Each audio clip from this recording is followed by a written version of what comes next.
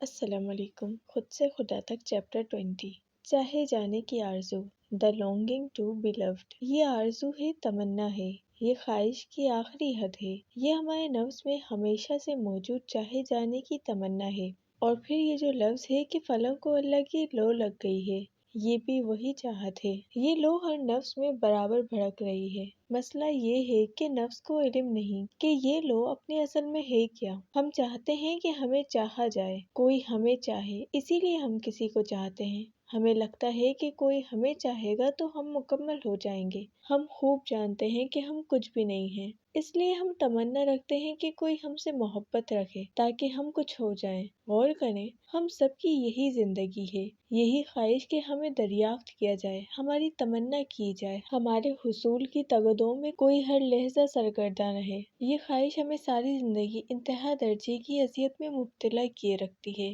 نفس کے پاس بہت بڑی دلیل کی صورت ایک وجہ موجود ہے کہ کوئی اس سے محبت کرے۔ یہ وجہ ہی محبت کا تمنائی ہونے کی اصل وجہ ہے۔ یہ وجہ ہر طرح کی محبت کے حصول کی بے قرار تمنا کا یقینی پس منظر ہے۔ نفس ہر حال میں کسی نہ کسی کی محبت کا مرکز و محور ہونا چاہتا ہے، کیونکہ وہ جانتا ہے کہ وہ شروع دن سے مایوس کن حد تک تنہائی کا شکار چلا آتا ہے۔ ہم سب یہ جانتے ہیں، کیا ہم سب یہ نہیں جانتے؟ تنہائی کی ریگزار میں گزرتی ہماری جاں بلب سے سکتی تڑپتی زندگی ہی ہمارے نفوس میں چاہے جانے کی خواہش پیدا ہونے کی سب سے بڑی وجہ ہے۔ جب تک یہ وجہ موجود ہے، تب تک یہ مطالبہ بھی نفس میں قائم ہے کہ کوئی اسے چاہے۔ یہاں سوال یہ پیدا ہوتا ہے کہ کیا ہم اس وجہ کو جانتے ہیں؟ کیا اس وجہ کے نتیجے میں اپنی زندگیوں پر چھا جانے والے اثرات سے ہم بخوبی واقف ہیں؟ اور پھر سب سے بڑا سوال یہ کہ کیا ہم اس وجہ سے آزاد ہو سکتے ہیں؟ میں تنہا ہوں، اکیلا ہوں، پریشان ہوں۔ میں اس تنہائی، اکلاپے اور پریشان زندگی سے گزرتے ہوئے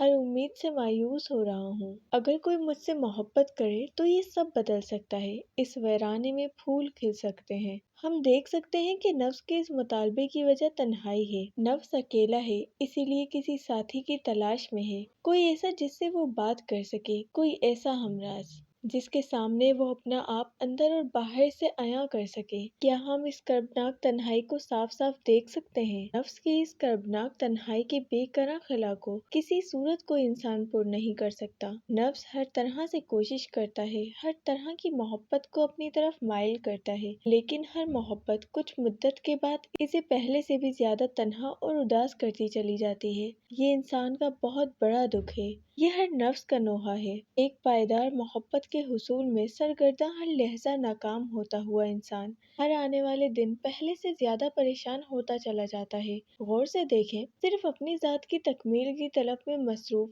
یہ نفس کس کا ہے؟ نفس انسان اپنی تنہائی سے وحشت زدہ ہے۔ اس تنہائی سے ہول کھا کر وہ کسی کی محبت میں پناہ لینے کی سر توڑ کوشش کرتا ہے، لیکن کیا وہ یہ نہیں جانتا کہ وہ کبھی تنہائی کے اس ہولناک صحرا سے فرار حاصل نہیں کر پائے گا؟ نفس خوب جانتا ہے، لیکن خود سے چھپاتا ہے، سکسیسفلی اگنور کرتا ہے۔ وہ جانتا ہے کہ محبت اگر پائیدار ہے تو صرف اللہ سے ہے، لیکن چونکہ اللہ سے بھاگنا اس کی سرشت ہے، اس لیے یہ اس پائیدار محبت کے حصول سے منہ پھیر کر دوسرے لوگوں سے امید وابستہ کرتا ہے، ان کے سہارے مانگتا ہے۔ پے در پے ناکامیوں پر غور و فکر کرنے کے بجائے نفس ان ناکامیوں کا، ان غموں کا عادی ہو جاتا ہے، خود ترسی کا شکار ہو جاتا ہے، اپنے انہی غموں سے یہ پیار کرنے لگتا ہے، اٹیچ ہو جاتا ہے، جنہوں نے ہر آن اس کی روح کو صرف زخم اور دھوکے ہی دیے ہوتے ہیں۔ کبھی ہسپتال کا چکر لگا کر دیکھیں، مریضوں کے چہرے دیکھیں بجھے ہوئے، دنیا سے الگ تھلگ وہ کس خیال میں ہوتے ہیں۔ مریض سے دعا کروانے کا کیوں کہا گیا؟ یہ کیوں ہے کہ مریض کی دعا قبول ہے؟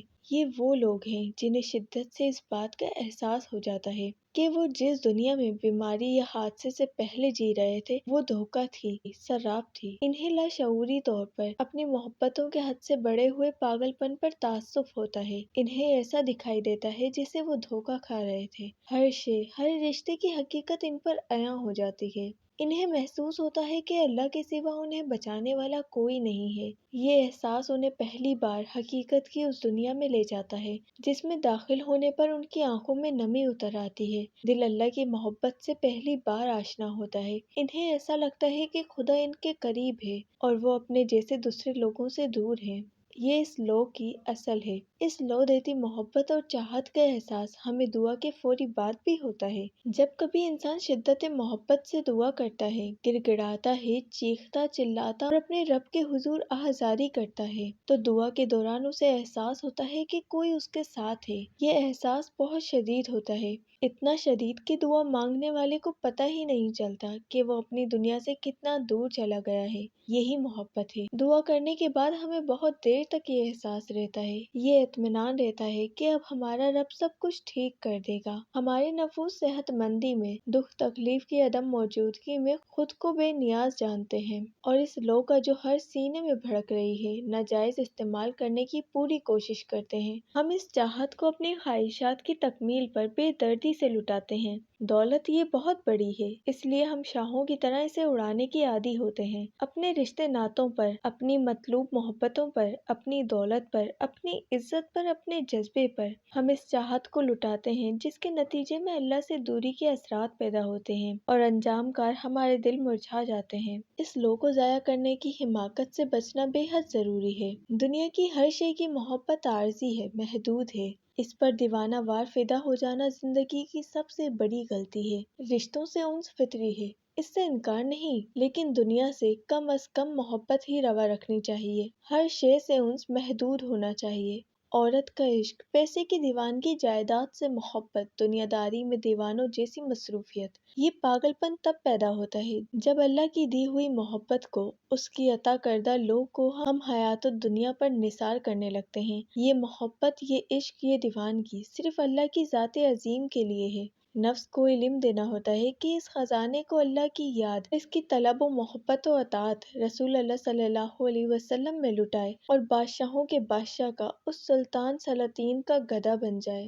If our souls are full with the love of Allah, then we never ask anyone to be loved. We never put out our begging bowls in front of someone to fill it. امید کرتی ہوں آپ کو آج کی video پسند آئی ہوگی۔ اگر ویڈیو پسند آئی ہے تو لائک کریں، اپنی رائے کا اظہار کمنٹ باکس میں کریں، اور ایسی مزید ویڈیوز دیکھنے کے لیے چینل کو سبسکرائب کر کے بیل کے آئیکن کو دبائیں تاکہ نئی آنے والی ویڈیوز کی نوٹیفیکیشن آپ تک پہنچ جائے۔